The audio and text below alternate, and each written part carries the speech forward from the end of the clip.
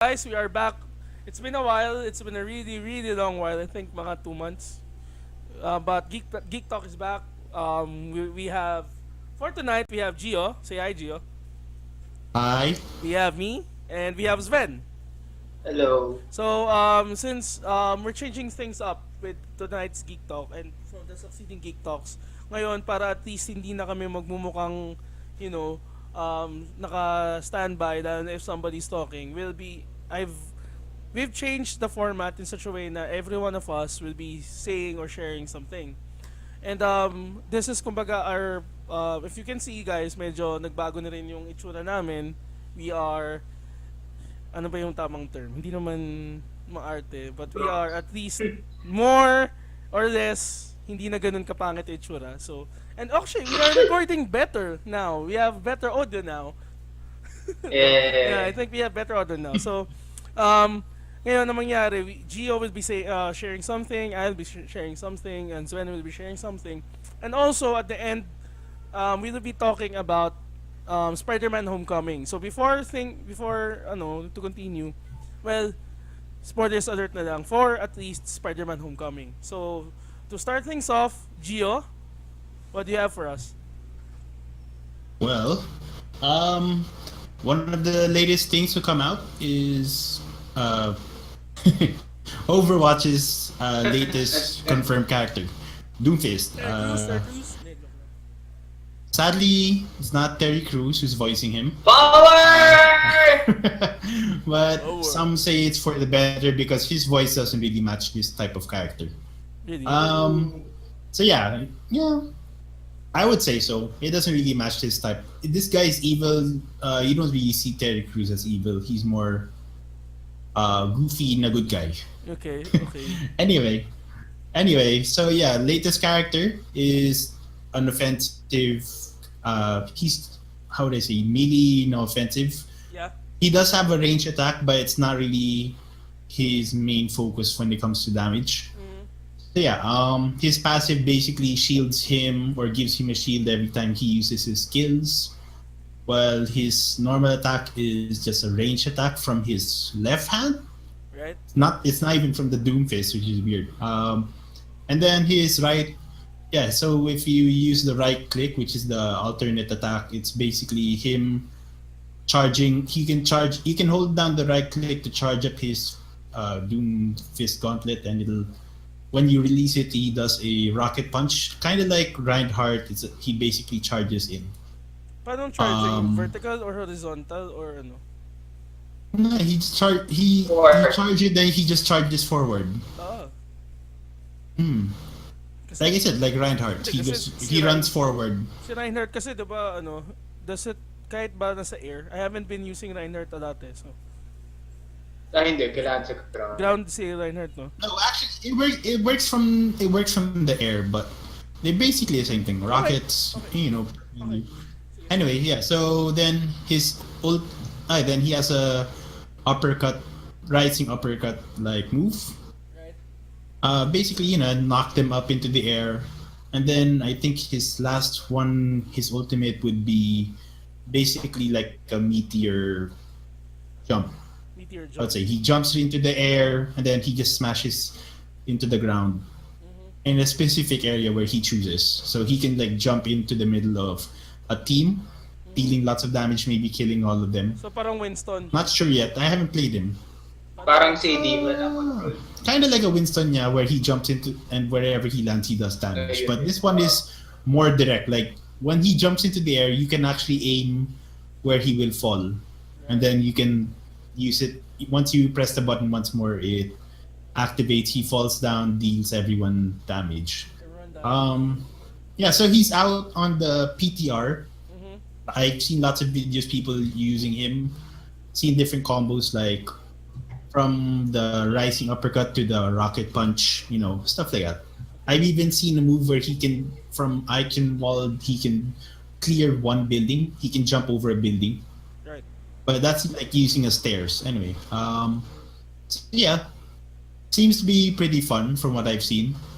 Not really my kind of character, but I will try him. Mhm. Yeah, Yeah, kasi what's I'm just your I'm character? really- I'm just really into the support and the tanks. Yeah. Actually, I'm using Zenyatta more now. Anyway, Which makes it a but nightmare that's for about it. our team. Kasi wala tayong purely Yeah. offensive sa Overwatch. Well, you don't play Overwatch. Well, you don't play it as much. Yeah, I don't play it as much. Pero kasi when I do play, I play Orisa, Winston, before he was meta, and I was also playing Zenyatta for my support. Okay. I tried McCree pero eh. So what do you think about this? Kasi diba people who have tested it sa PTR. I actually saw this one in Overwatch people group na parang he was saying na medyo mahirap daw sila i-balance out si si sino to? Si Doomfist kasi if they nerf him is to masyadong nerf na wala siyang kwenta. But if they buff him, sobra namang siyang OP. So, I guess yun yung fine line with Winston. Not sure though. Ay, kay Winston, kay Doomfist. Gio, what do you think? Stupid internet. I lost connection. Okay. Anyway, Okay lang yan. At least, let's just continue. yeah. So, yun nga, I was saying kasi there was this one person in the Overwatch people group sa Facebook na saying na he tested out Doomfist. Now, ang ano niya is, if they nerf him, he's next to useless daw. And if they leave him as it is, masyado daw siyang OP. So, what do you think? Like I said, I haven't played him, so I don't really know yet. But I mean, Blizzard people know what they're doing, so Yeah. let's just leave it to them. Okay. So now, thanks Gio. Now we're moving on to my part. And, well, for those who actually know me in real life, or at least hindi ba giveaway yung aking icon for today, I'll be talking about Monster Hunter World. This came out way back in E3 2017.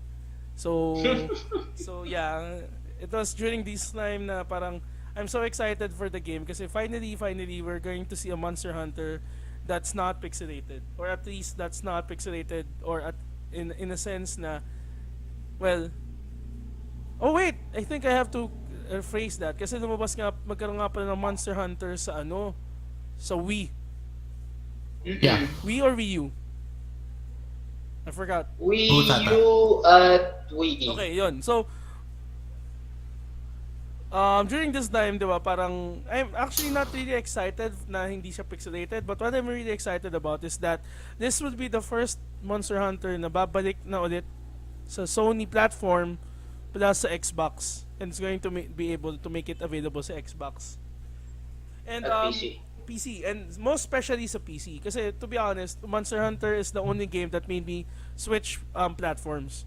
Kasi when I was looking for, when I still had my PlayStation Portable, one of my most played games nung time, as in may actual UMD ako na lagi ko ginagamit, was Monster Hunter Freedom Unite.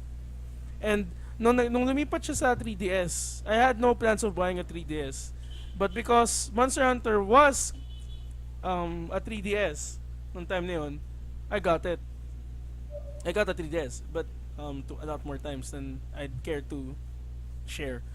But anyway, yun nga, with what I'm excited about dito sa Monster Hunter World right now, it seems like an actual big world now. Though ang question ko right now is, are these going to be instant scenarios, or talagang parang MMO style na lahat nandito at nandyan nakalabas? And it's going to be a big problem dahil na pag ganun ang setup kasi 'di ba magkakaroon ng agawan eh. 'Di ba? So, 'di ba? Usually I doubt it. Like, it's probably gonna be the same system as before. yeah. Well, so let's see kasi with the yun nga eh, yung same system as before. So it's going to be a bigger Like- world per mission. Like, 'Di ba? at Oo. most, I'll just expect like you can see everyone in like a certain hub. Or I would say, baka like, where you Dark you, Souls? you Parang can meet Dragon everyone, Parang Dark Souls. and then when you Dragon kind of like that, May Yeah, Dragon sarili Nest. kayong where there's one area where you all meet, and then when you do go on missions, Oo. it's a separate area. Which is good Oo. kasi kasi ang laki nito eh. Kasi dito sa game sa gameplay video that they released recently na pinapakita ko ngayon sa sa GeekTalk. They actually showed the hunter going back to camp and changing weapons in game, in mission. As in, di ba? Parang, Okay. and you can actually also change your armor. Sorry hindi lang pala game, hindi lang pala weapon and armor. Well, I Well, would assume that, yeah. Yeah, di ba? Parang, wow, this is new. This is refreshingly new. Plus, ang gusto kong dinagdag nilang system, maliban kasi yung isang obvious nung pinakita na sa E3, was yung grappling hook. Yon, Oo. ano yun di ba? Parang si Batman. Uy, you're gonna be Batman na may Monster Hunter. But the thing about that, this video that I'm showing right now, it showed a lot more ways of the hunter being able to use the grappling hook. Pwede mong gamitin siya pang kabit sa likod ng monster para tumalon ka, para mag-mount. Pwede kang tumakas. Pwede ka rin mag-stealth dito. Ang daming elements na pinasok that I think was they were unable to put it in a game that, in a small portable portable game. And now they have it here. Plus, this is on top of the added may tawag, mantle system. May dinagdag sila ditong mantle system na parang that adds more advantages for the hunter. Kasi for example, meron ako nakita dito, the ghillie mantle. It's based off the ghillie suit. So when the hunter You wears can it, hide? yeah, you can hide.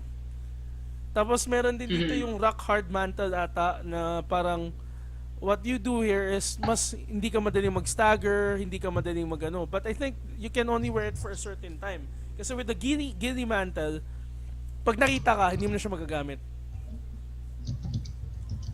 That's kind of weird. One-time use lang. Parang ganun. Kasi, Ah, ganun parang ghillie suit If nakita kang gumagalaw, then, well, they're also supposed to be monsters No. They can see you, smell you, or whatever. So, it's going, ang daming dinagdag na elements into the game that I'm really excited about. Kahit na, nung una, medyo na-disappoint ako kasi sinabi 14 weapons lang daw But then, now that I think about it, okay lang. Kasi ang dami nilang dinagdag na small things that makes this game bigger than what you expect from a Monster Hunter game. So, really excited for this. tsaka pwede mo naman siguro palitan weapons mo. Hindi, Para hindi ka na magsawa. oo. Kasi you can change it in the game As in, you can change it in missions. Which normally doesn't happen Parang itong video na to, naka-GS siya. Tapos nagpalit siya to heavy bow gun as the finisher. Tapos talagang buhay yung mundo. And parang I'm enjoying this kasi I kind of I played Horizon Zero Dawn for a while and I wanted sana Monster Hunter to play similar to that. And at least this is the closest I can see Monster Hunter being like Horizon Zero Dawn on this end. So really excited for the game na parang yes. And ang maganda dito is tumiming siya kasi I bought a new laptop. So I'm not afraid. Yay! I'm not afraid kasi diba before parang hindi ko siya malalaro. Pero now I am more than happy and ready to wait for this to come sa PC. So guys, nakita nyo ba? Do you have you seen this or have you ikaw Sven, so Ganda nga. diba ang ganda na itsura? Oo. Mas maganda Mapapalaro nga ulit ako ng Monster Hunter. Yun ang gusto ko marinig. Wait, you played it before? I didn't know. Oo, Monster Hunter 2 nung PSP pa. Doon kami na-addict Diba? Nakaka-addict kaso nilipat nga sa Wii tapos 3DS. Nintendo, Game Boy, wala na. Wala So, I'm happy na dalawang monster yung pinakita nila. Yung unang monster kasi pinakita nila sa E3 video was bad. I did not like the monster. But at least this one, exciting kasi naputulan ng buntot, na pwede, pwede ka palang pwede mong barilin yung mga nakasabit na mga prutas. Kasi ang daming breakable stuff. Sobrang ang daming elements na pinasok na that makes me so excited for the game. So, yun. I think that's for me. Now we're moving on to Sven. And Hello. his toy section. So, Sven, what do you have for us? Boys. Meron ngayon mga bagong toys, so darating ngayon for this year. Yeah. First off, dun si Optimus Prime, The Last Night from Transformers The Last Night. According to our website, he's premium scale collectible action figure na gumagalaw siya with official license by Hasbro. Well, of course, Paano syempre, gumagalaw? hindi dapat Paano pwedeng yung mawala gumagalaw? yun. Paano gumagalaw? Posable siya. Really? Posable siya at 19 inches. Points Oh, of articulation. 99 points of articulation, exactly. With LED lights, tsaka 19-inch siya. Kaya sobrang mamaw niya. Dang, So I have 19 inch. mix. 19 inch, ang laki niyan. Yeah, that's almost 2 feet. Anyway, but So, according nga sa according sa sales rate, ang benta niya is $420. Wait, Ish. So, Oh, kung kailangan pa natin alamin. $20. personally, I Wow, 21K halos. Oo. Ginto. Oo. Sobrang ginto niya. I have so mixed emotion about this kasi mahal-mahal niya tapos pero Bayformer so Bayformer kasi. that's the thing. I don't really like these Transformers kasi. Oo. Ako rin pero maganda naman siya so far sa nakikita pero of course syempre antayin muna natin finished product pero yun naman wala naman may magnet tapos may battery ABS usual shoes sa mga Yeah. pero 19-inch lang talaga siya. Alright. Okay, Next. Tapos next yung si bagong labas actually ngayon lang is an Android from an Android Mercy over from Overwatch game. Blah, blah, blah. Overwatch. Aside kay Tracer tapos kay May at ito yung bagong labas nila na apparently same price, the usual Android price. Ano ba yung- So hindi naman kayo magbibigla niyan. Ano ba yung mga dinagdag nila dyan? Meron ba silang parang added stuff kay Mercy aside from, well, really cute? Meron naman siyang wala. Parehas lang. Meron siyang parang gray attachment para sa laser for healing. Oo. Healing Aside beam or doon, whatever. parang wala naman. Oh! Meron. May joints na siya, partly. Oh, so So, pwede- this is joints? something new. Pwede siya magluhod or tumiklop yung arms. So, that's something new for the Nendoroid family. Right. Okay. I mean, they've never really been known to put joints in their Oo toys. nga eh. Pero So, ito ngayon medyo marami-rami na. complain or Siguro. Kasi may Nendoroids din ako dito pero buo yung mga kamay nila. So, I think this is old. Yeah, have like one Android and that's the Mega Man. Oo, Mega Man din.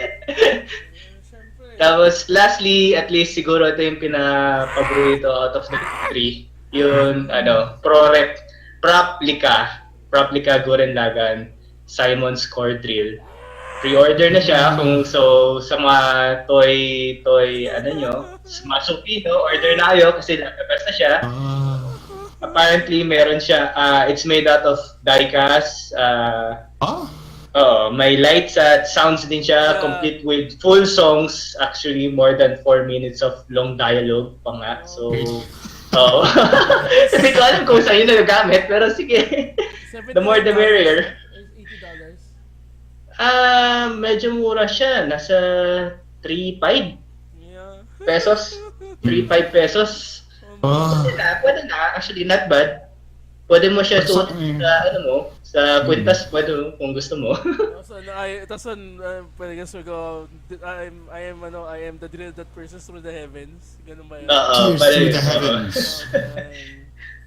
Hanapin mo na lang siya out of the 4-minute dialogue na nakalagay dyan. Iyak ako. And then you just randomly stick it into any hole that it fits into. Pwede. Malay mo. Oh my gosh. Except your butt. Don't put it in your butt. So, okay na yun. Why would you say that? Why? It's a hole. So. You started it, Gio. Yun nga. I said hole. You're the one who's making it all dirty. Bandai ang manufacturer nito. Bandai. Bandai. Ay, Bandai ba? Bandai. Oo, Bandai. Oh gosh. Iyak ako. Ano nga ba yung pinakita mo sa amin to? Ito yung magiging sulit sa akin kasi susuotin ko talaga siya. Oo, pwede, pwede. Pwede mo siya suotin It's eh. oh, pwede. May kwintas ba siya Meron, kasama? meron, Oh, may meron. string siya. May string siya kasama. Oh, I would damn. assume. Oh, Or damn. if not, you could always do it yourself. It's not like it's any Yeah, Okay. any. it's not like it's hard for you to find the string to put the drill No? on it. Oo. Okay. Kakiyak. Kakiyak, why am I poor? Oh well, para at least hindi ako mag-splurge ng ganun-ganon. Oo. So anyway, thanks You man. spent it all on the computer. Eh. Oo nga eh. Sure. Dahilan ko na ngayon eh. So now, we're moving on to our fourth topic, I guess. Fourth. Yes. And this one, medyo, I like the discussion that we had, you guys had, sa isang chat group. So we will be talking about Spider-Man Homecoming. Um, for those who are watching or listening, guys, FYI, spoiler alert. So, alam niyo na, ingat na lang. Kung ayaw niyo ma-spoil, I guess this is the time in the stream that you end. Wow. So, to start things off, what do you guys think of the movie? I loved it.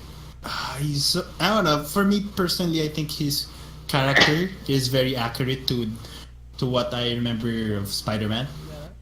Because in the previous movies, they never really tackled what his life was as a high schooler. They basically just skipped all that and made him go into as an adult Right. into Manhattan right away.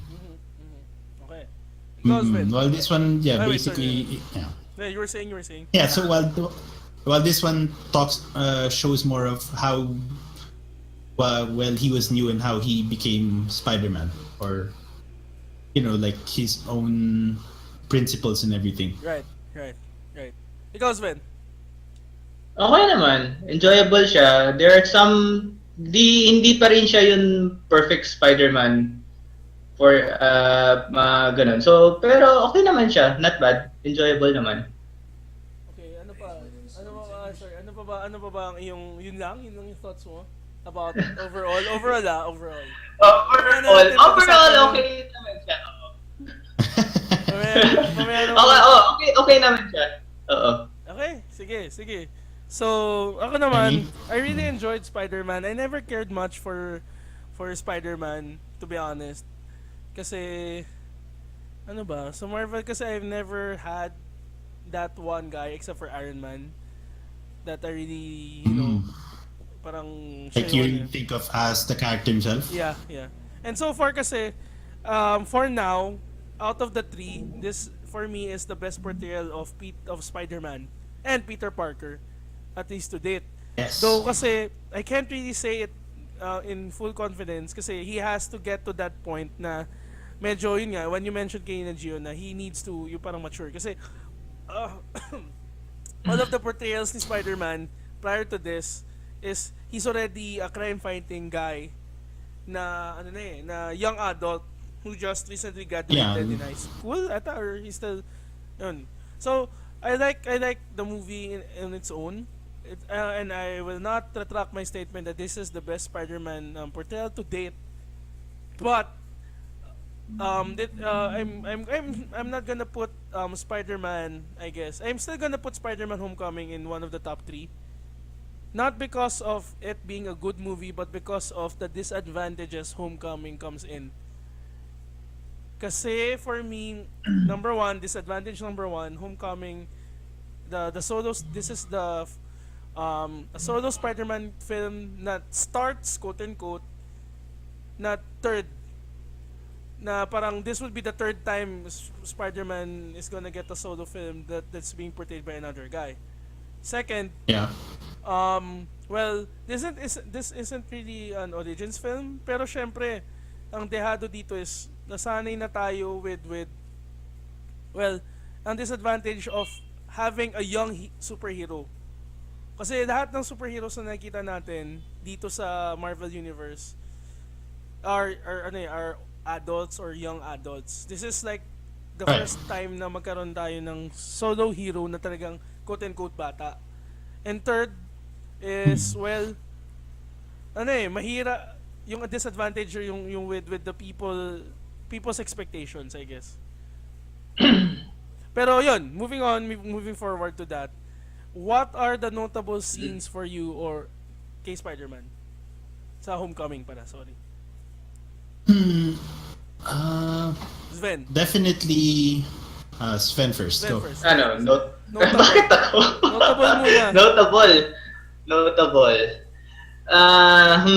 Siguro pinaka-most notable scene dito is yung apparently sa inyo rin is siguro yung pep talk nila ni Tony Stark, which is he shows na parang it's time to grow up, kung hindi wala mangyayari sa'yo, which is yun nga yung yung suit. I'm nothing without the suit, but yeah, if you're nothing without the suit, then you don't deserve the suit. Yeah. It shows what Tony also learned because he's done the same thing. Yeah. Parang I want you to be better than me, like Captain America. Ito joke. So, that joke. do anything that I wouldn't do, but do some things that I would do. So there's a small gray line there. Parang okay. Labo mo to. You suck as a mentor. You really suck as a mentor. Anyway, so ano pa, Sven? Yun yung most sa movie na to. Yun talaga yung tapos yun after that yun umuwi siya, yung umiiyak siya. Yun yung parang most humanized at pinaka most parang relatable scene sa buong movie. Right. Okay. Gio.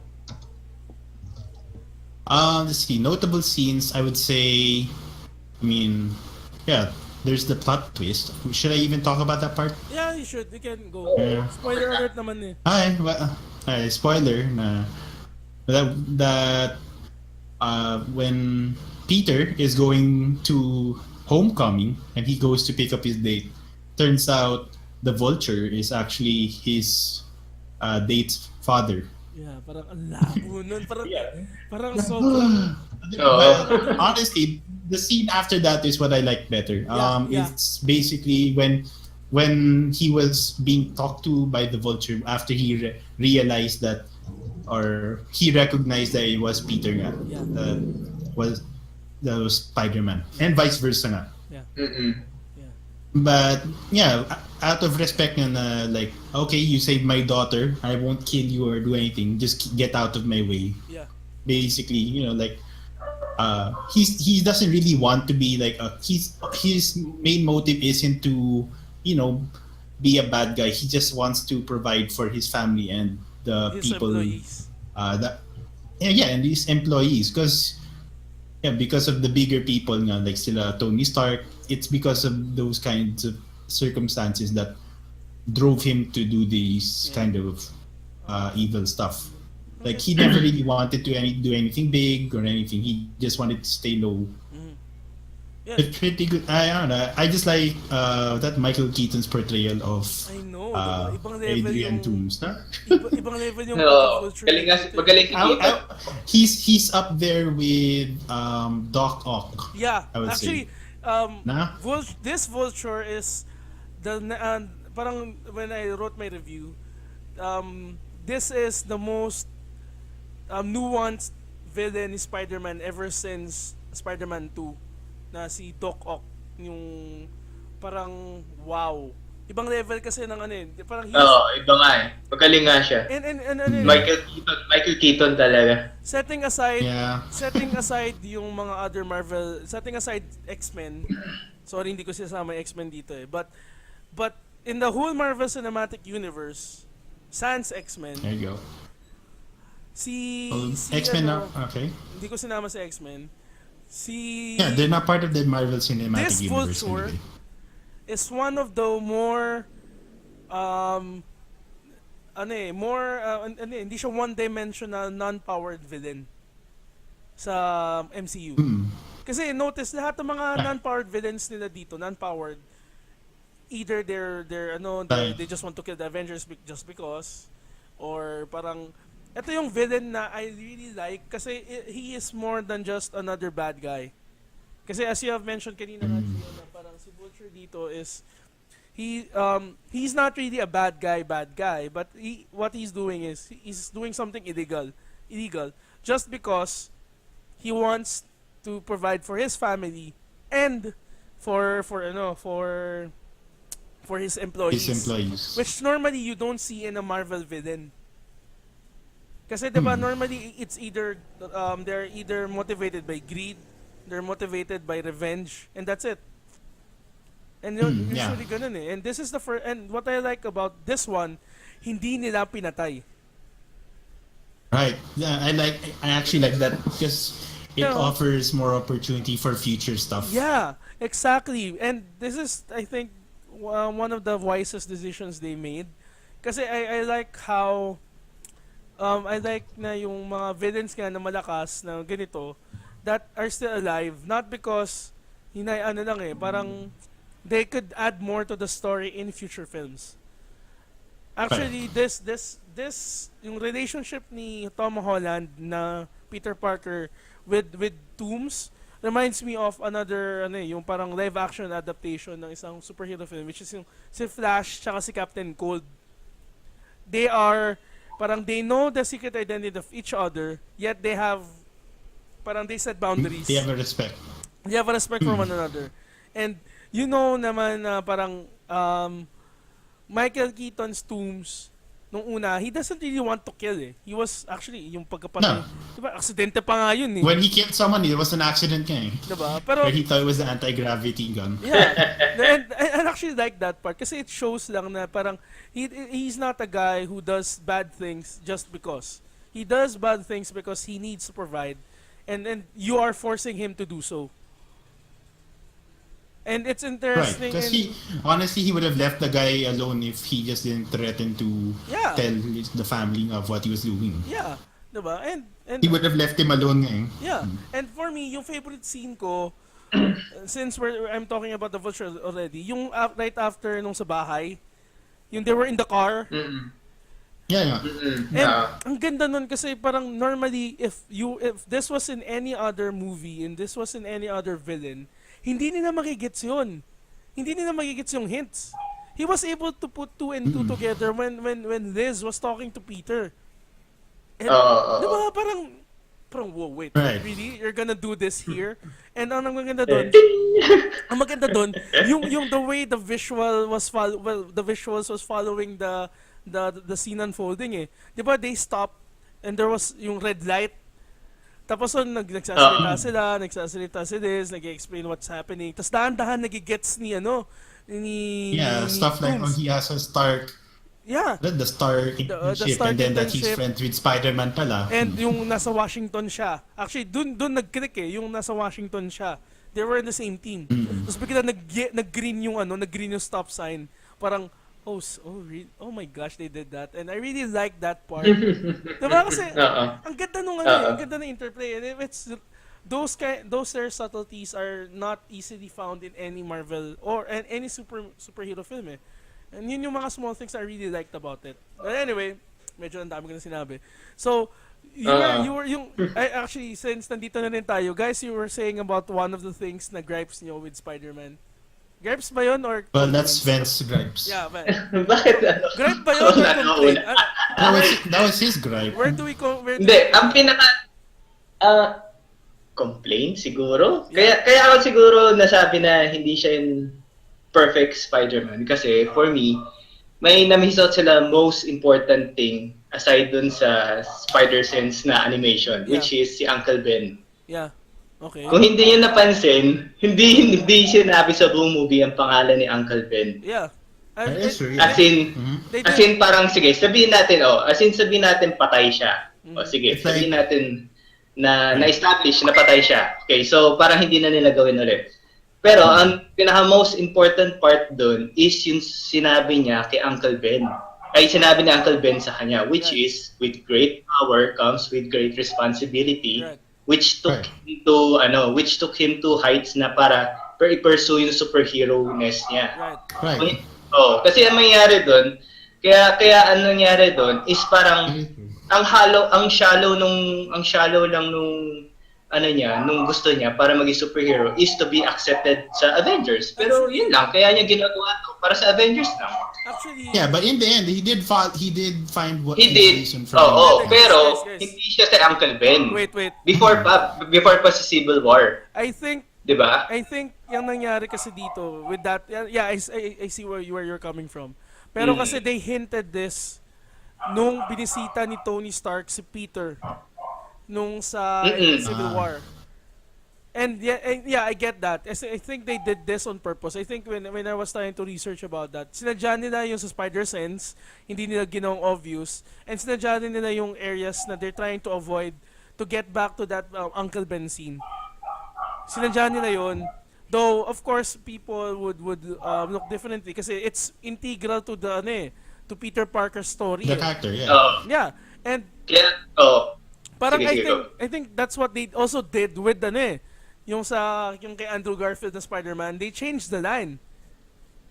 Oo. They changed, Pero nandun pa ano, rin eh. pero before siya nagka-power, before siya technically before siya nagka-power, nangyari na yun. Yeah, Or so, during nagka-power. I think nagka-power na siya noon, nung time na parang, Oo. ano yun line yun, for, if you have the power to do good things, then it's your responsibility to do it or whatever. I think, yeah, I think, nag-fall sila doon, I guess, kasi it's the integral part of his story. Pero for me, Right. it's okay lang for me kasi it's number one, this is not an origins movie eh. Oo Homecoming. nga. Pero isipin mo, isipin mo, yung origin niya technically started sa Civil War. Before Civil War. Oo. Before Civil War. During Civil War. Whatever. Before. Kasi parang hindi, kung before, hindi siya na-establish. Kasi ito nakuha siya sa Civil War. It's before, kasi there was videos na of He was him already already as doing Spider-Man. Yun nga yung sinasabi ko. So, ano yung nagpo-push sa kanya para gumawa nung mga heroic deeds na yun? Which is very shallow kung titingnan mo kasi itong sa movie pa lang niya na-discovered yung great power comes with great responsibility. So, yun, isipin mo, ang nagpo-push sa kanya, which is to join the Avengers lang. So, yun nga yung, I believe it hindi was, siya yung ayoko kay Spider-Man per se dito kasi walang nagpo-push sa kanya to do all that. I think No. Wasn't it Wala. tackled in? It was tackled in the movie Civil War nga. Like, Na we was DC talking ka. about why. Hello? Na-DC si, Ako yung na-DC. Wait, not? No. No. Then, nawala yung, No, it's still recording anyway. Okay, yeah, Like anyway. we said, like Civil War, it was tackled nga na why he does that. It's because he wants to look out for the little guys nga, right? That's yun lang. that's what he said nga to Tony Stark. That's his reason for becoming Actually, Spider-Man, why he uses his powers sorry nga. medyo i-correct ko lang yun. No, before he said he wanted to look out for the little guy, he already said he lost someone. Yeah. Yeah, yun yung ano. So you were saying, Gio, sige, i-correct ko lang yun. Go. Yeah. So, yeah, but it's already been established why he does it ngayon.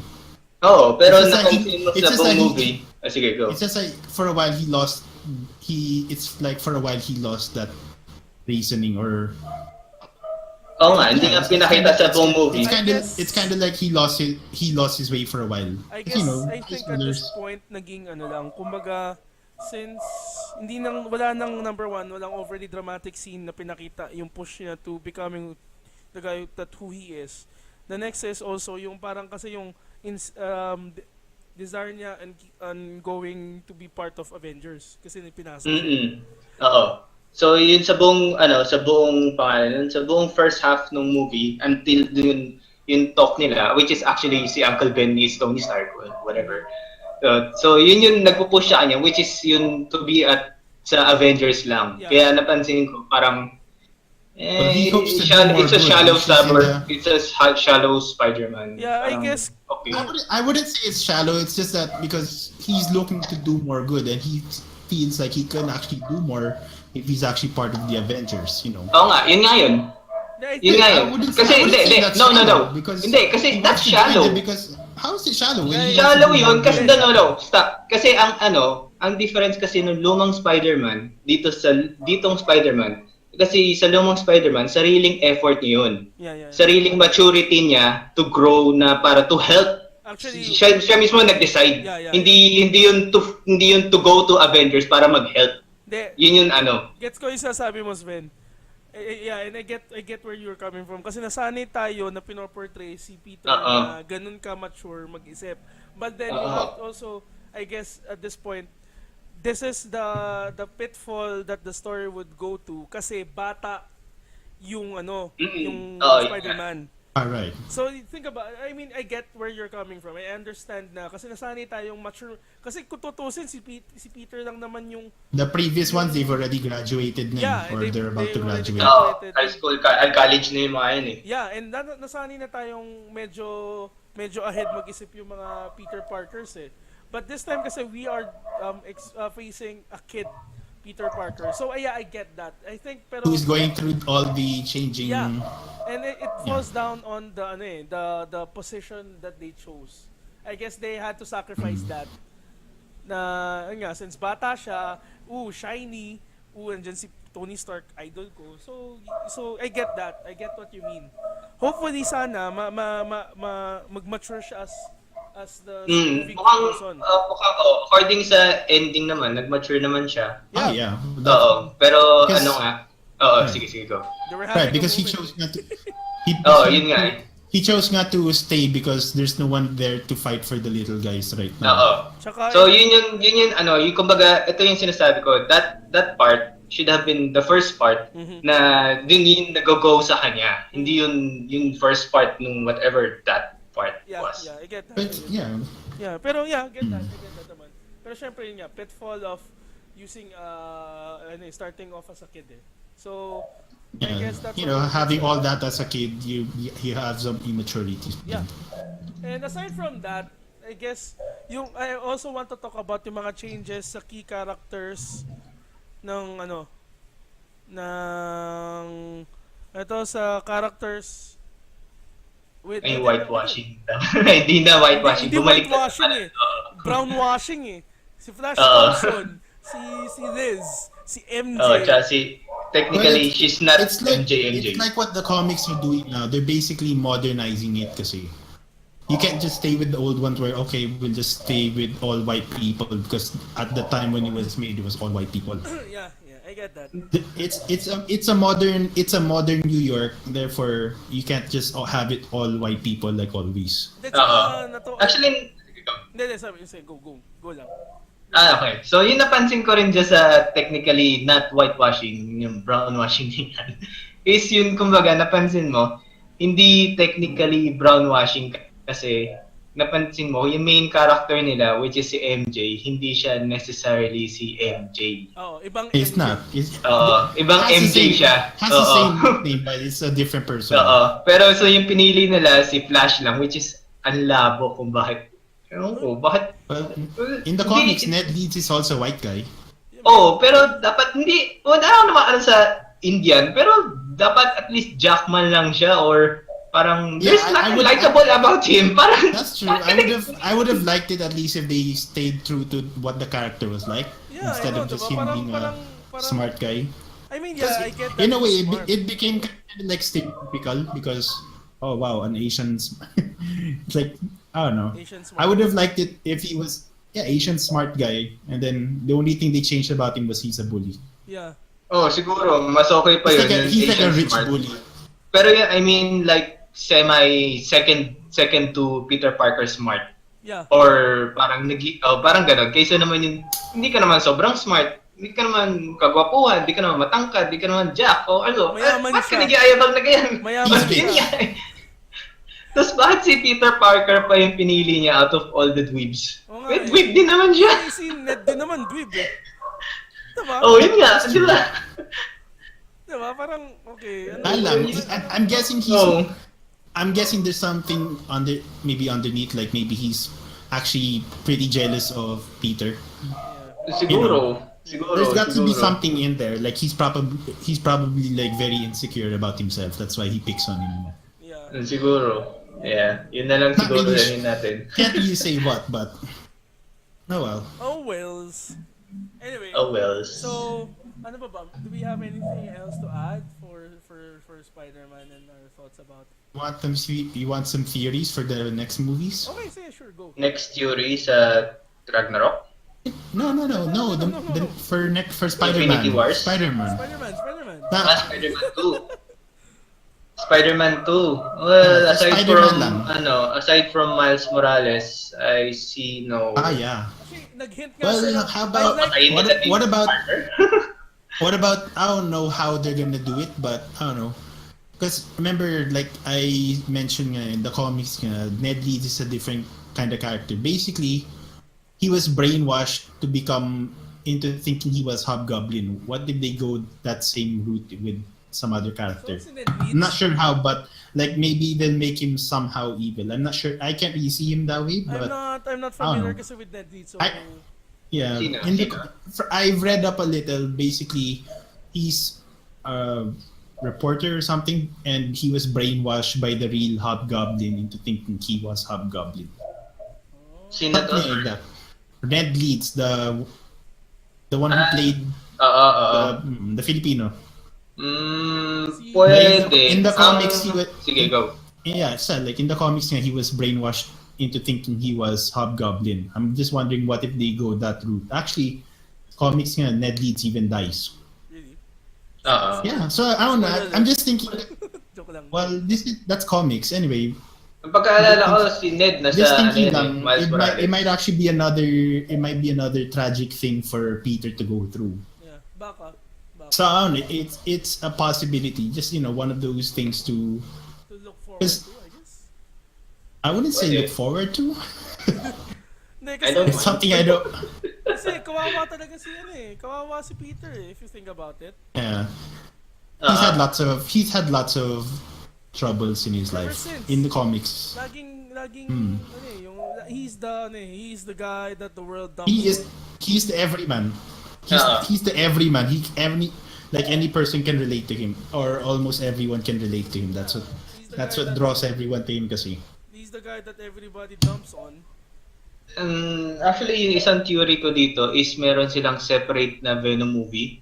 Yeah. Tapos, ilalabas dun si Carnage. Tapos, Ah. siguro, yun yung magpo-propel sa Miles Morales na Storyline. Kasi ang They- itsura kasi they ni do- Ned, They ni did Ned mention dito that it's sa a different universe, isn't it? Maybe that's where the Miles Morales character will be. Pwedeng oo, pwedeng hindi. Pero kasi yung isang high dude, yung in-interrogate niya, meron daw siyang nephew na around the area. At kung naalala nyo, apparently Morales din ang apelyido niya. Yung yung yeah. Glover, yung character ni Glover. Oo. Yeah. He's the uncle of Miles Morales. Oo, ayun nga. So, kung sa comics, He's the uncle.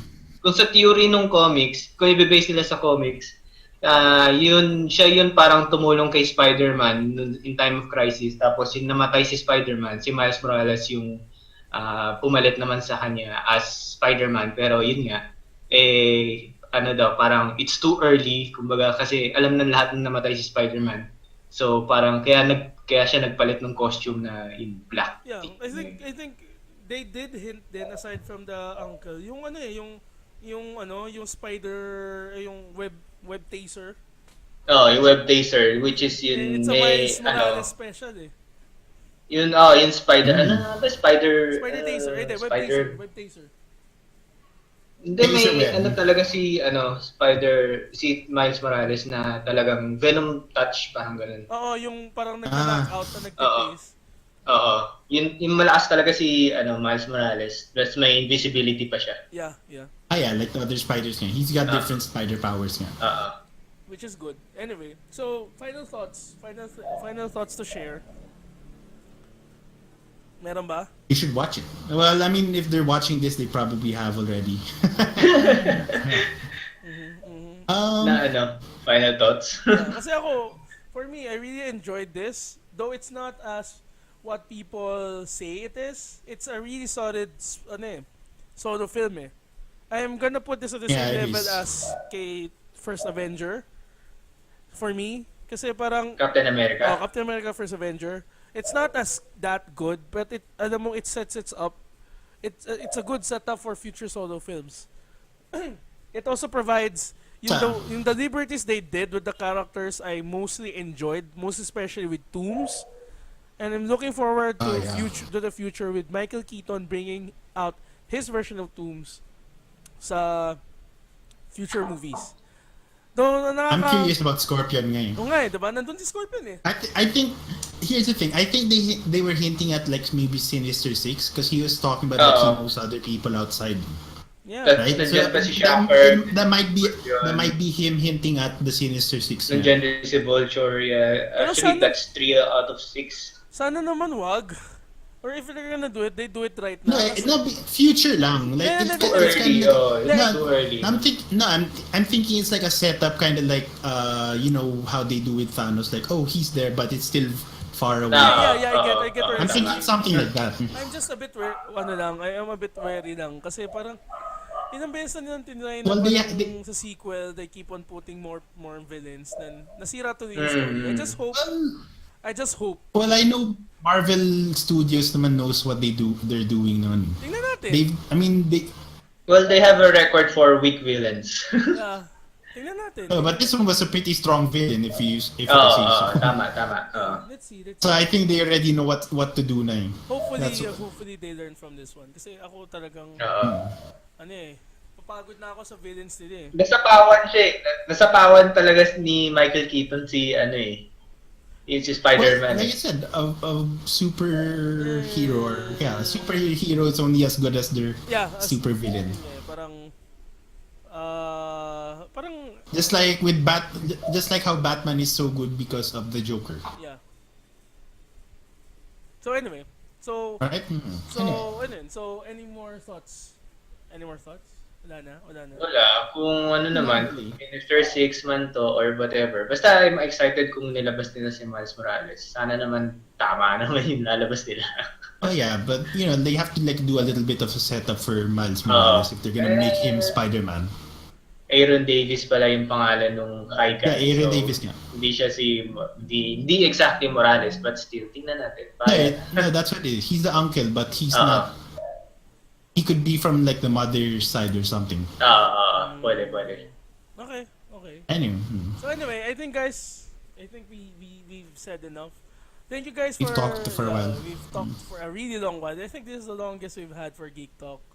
Okay lang, pagbabalik naman eh. Yeah. Return of the comeback. It's the return of the comeback. So yun, thank you guys for joining us for today, and hopefully we'd like to hear your thoughts about Spider-Man Homecoming or any of the topics. Leave a comment down below. Yeah, leave a comment down below in our Facebook or in our YouTube page.